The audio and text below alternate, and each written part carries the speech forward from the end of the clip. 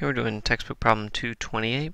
We're trying to determine stopping distances for a car with an initial speed of 95 kilometers per hour and a reaction time of 1 second for two different accelerations.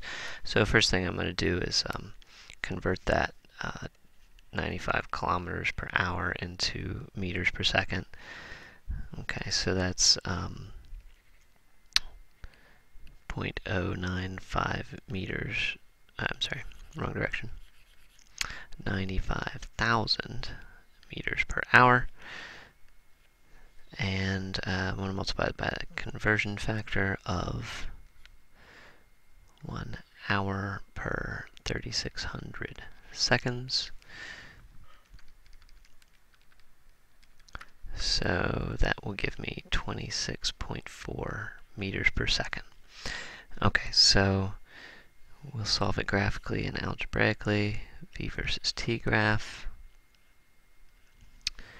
We're looking for stopping distance.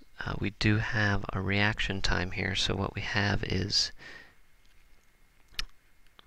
a region of CVPM followed by an accelerated region. So we have a reaction time and then a stopping time. I'll call the reaction time delta tr and the stopping time delta t. And my VF at the end of the whole thing is going to be 0. We want the stopping distance, so I want this area. Now that area is composed of a CVPM region and a CAPM region. I'll deal with those separately. So the CVPM region, it's a rectangle, VI times delta TR. And then this one's a triangle, 1/2. This is VI high times delta T long. We don't know delta T, but we do know A. And A is delta V over delta T, which is VF minus VI. VF is 0. So delta T is negative VI over A.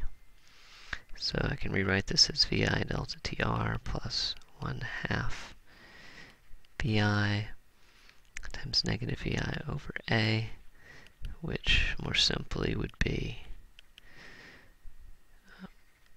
minus VI squared over 2A. So we want to plug in some numbers here now that we're all set with that.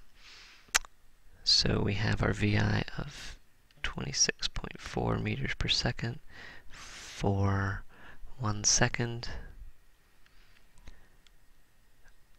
Okay, minus VI squared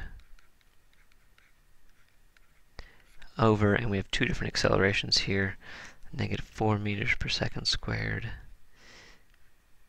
and negative 8 meters per second squared. We'll get two different answers here. Okay, make sure we get this 2 in there. We get 114 meters and 70 meters for the two, so doubling the acceleration a little more than halves that distance. Or I'm sorry, a little less than halves that distance. Okay, if we're going to do this algebraically, our diagram should have two intervals. So that's our VI that's given, 26.4 meters per second. I'm taking positive to the right. The CVPM interval has a delta x that's unknown, has a delta t of 1 second. So I'll call this delta t reaction and a delta x reaction. Okay, later down the road, we have a VF of 0. We went a delta x while braking, that is unknown, and that took a time braking, which is unknown.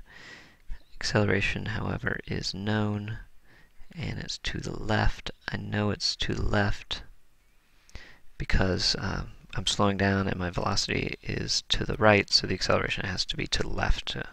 It's opposing that.